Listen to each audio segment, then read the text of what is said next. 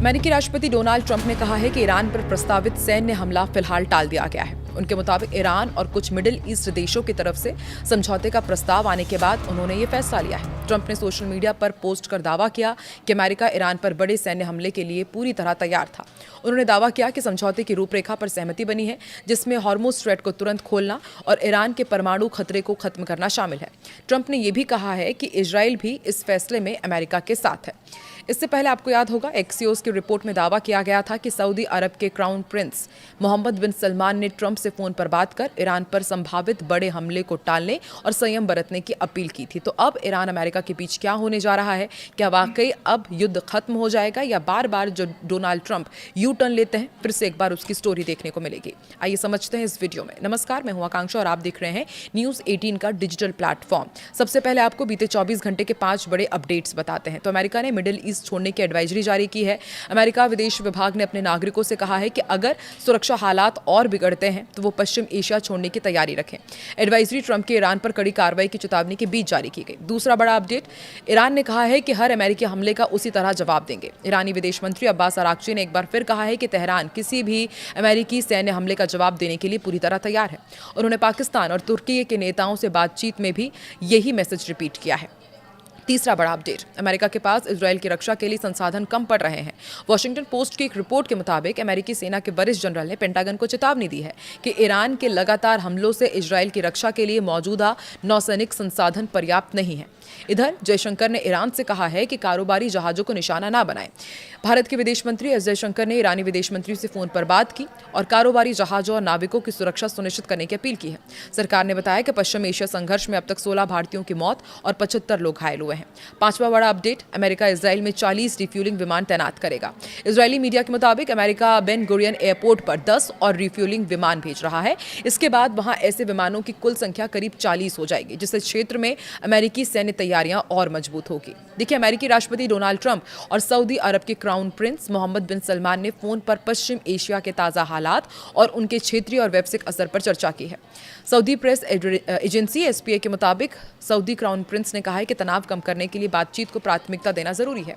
उन्होंने सीजफायर की दिशा में हर संभव प्रयास करने के पर जोर दिया है ताकि कूटनीतिक समाधान का रास्ता खुल सके। दोनों नेताओं ने सऊदी अरब और अमेरिका के बीच सहयोग बढ़ाने के तरीकों पर भी चर्चा की।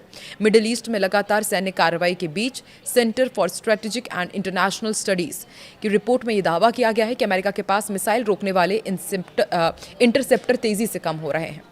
अब आपको समझाते हैं कि आखिर इंटरसेप्टर होते क्या हैं और इनका स्टॉक घटना अमेरिका के लिए चिंता की बात क्या है। दरअसल इंटरसेप्टर ऐसी मिसाइलें होती हैं जो दुश्मन की मिसाइल या फिर ड्रोन को हवा में ही मार गिराती है। अमेरिका इसके लिए मुख्य तौर पर पेट्रियट और थार्ड सिस्टम का इस्तेमाल करता है। स्टॉक कितना घटा है ये भी आपको बताते हैं। CSIS की रिपोर्ट के मुताबिक युद्ध शुरू होने से पहले अमेरिका के पास करीब 2300 पेट्रॉइट इंटरसेप्टर थे, जो अब 827 से भी कम रह गए हैं। वहीं थार्ड इंटरसेप्टर का स्टॉक 452 से घटकर 278 तक पहुंच गया है। चिंता क्यों मानी जा रही है? रिपोर्ट के मुताबिक अगर मिडिल ईस्ट के अलावा किसी दूसरे इलाके जैसे कि इंडो पैसिफिक में बड़ा संघर्ष शुरू हो जाता है तो अमेरिका के लिए अपने सैनिकों और सैन्य ठिकानों की सुरक्षा चुनौती बन सकती है। सवाल ये भी उठ खड़ा हुआ है कि अब इस स्टॉक को फिर से रिफिल करने में कितना वक्त लगेगा। CSIS का अनुमान है कि इंटरसेप्टर का मौजूदा स्टॉक दोबारा भरने में करीब 3 साल का वक्त लग सकता है। अब ऐसे में अमेरिका क्या कर रहा है? रिपोर्ट के मुताबिक पेंटागन ने साल 2026 के आपातकालीन बजट में $18.2 अरब इंटरसेप्टर मिसाइलों और दूसरे हथियारों की खरीद के लिए प्रस्तावित किए हैं। ईरान पर हमला टालने के लिए ट्रंप के फैसले के बावजूद संकट अभी खत्म नहीं हुआ है। मिडिल ईस्ट इंस्टीट्यूट के सीनियर फेलो का मानना है कि अगर कुछ दिन तय करेंगे, अगले कुछ दिन ये तय करेंगे कि तनाव कम होगा या फिर जंग दोबारा भड़क सकती है। उन्होंने कहा कि ट्रंप के हमला टालने से हालात सामान्य नहीं हुए हैं। स्थिति अब भी बेहद नाजुक है और कभी भी बिगड़ सकती है। ईरान धमकियों के साये में बातचीत नहीं करेगा क्योंकि उसे लगता है कि हर बार नरमी दिखाने का फायदा अमेरिका उठाता है। वहीं अमेरिका के राष्ट्रपति डोनाल्ड ट्रंप ने एक बार फिर ईरान पर बड़े हमले की धमकी देने के बाद आखिर समय पर कदम पीछे खींच लिए हैं। ट्रंप ने रविवार को घोषणा की कि अमेरिका फिलहाल ईरान पर प्रस्तावित सैन्य हमला नहीं करेगा क्योंकि तेहरान और पश्चिम एशिया के कई देशों ने सैन्य कार्रवाई रोकने की अपील की है और एक संभावित समझौते की रूपरेखा बन गई है। और आपको याद होगा, ये पहली बार नहीं है। मौजूदा ईरान युद्ध के दौरान ये 5वां मौका है जब ट्रंप ने पहले बेहद आक्रामक चेतावनी दी लेकिन अंतिम समय में हमला टाल दिया। इसी वजह से अमेरिका में ट्रंप के लिए टाको यानी कि ट्रंप ऑलवेज चिकन आउट शब्द भी चर्चा में आ गया है। ये वहां पर काफी सोशल मीडिया में ट्रेंड हुआ। ट्रंप ने अब क्या कहा है, ताज़ा बयान उनका क्या है, वो भी आपको बताते हैं। देखिए, ट्रंप ने ट्रुथ सोशल पर लिखा कि अमेरिका पूरी सैन्य ताकत के साथ ईरान पर हमला करने के लिए तैयार था, लेकिन ईरान और अन्य पश्चिम एशियाई देशों के अनुरोध पर फिलहाल हमला रोकने का फैसला लिया गया है। उन्होंने दावा किया कि प्रस्तावित समझौते में स्ट्रेट ऑफ हॉर्मुज को पूरी तरह से खोलना और ईरान के परमाणु कार्यक्रम पर रोक शामिल है। ट्रंप ने यह भी कहा कि इजराइल भी इस फैसले में उनके साथ है। पहले भी 5 बार डोनाल्ड ट्रंप यू टर्न ले चुके हैं। कब वो भी आपको बताते हैं। मौजूदा संघर्ष में ट्रंप कई बार इसी तरह आक्रामक बयान देकर बाद में पीछे हट जाते हैं। सबसे पहली बार उन्होंने पलटी मारी थी 21 मार्च को। ट्रंप ने धमकी दी कि अगर ईरान ने हॉर्मुज नहीं खोला तो उसके बिजली संयंत्र तबाह कर दिए जाएंगे। बाद में उन्होंने समय सीमा पहले 5 दिन और फिर 1 सप्ताह बढ़ा दी।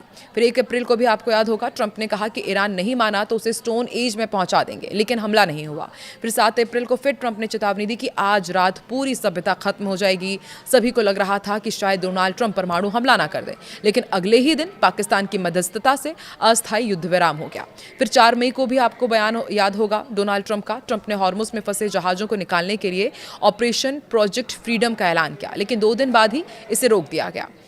फिर हाल ही में 11 जून को ईरान के तेल ठिकानों और खर्ग द्वीप पर हमला करने की धमकी के कुछ घंटे बाद ही ट्रंप ने बातचीत का हवाला देकर रुख बदल गया और अब 2 अगस्त को भी उन्होंने एक और संभावित हमला टालने का ऐलान कर दिया है। ट्रंप के मुताबिक ईरान और कई पश्चिम एशियाई देशों ने सैन्य कार्रवाई रोकने की अपील की। इससे पहले सऊदी अरब समेत कई क्षेत्रीय देशों ने भी अमेरिका के साथ तनाव कम करने की मांग की थी। ट्रंप ने कहा कि अगर जल्द समझौता हो जाता है तो दुनिया और ईरान दोनों के लिए यही बेहतर होगा।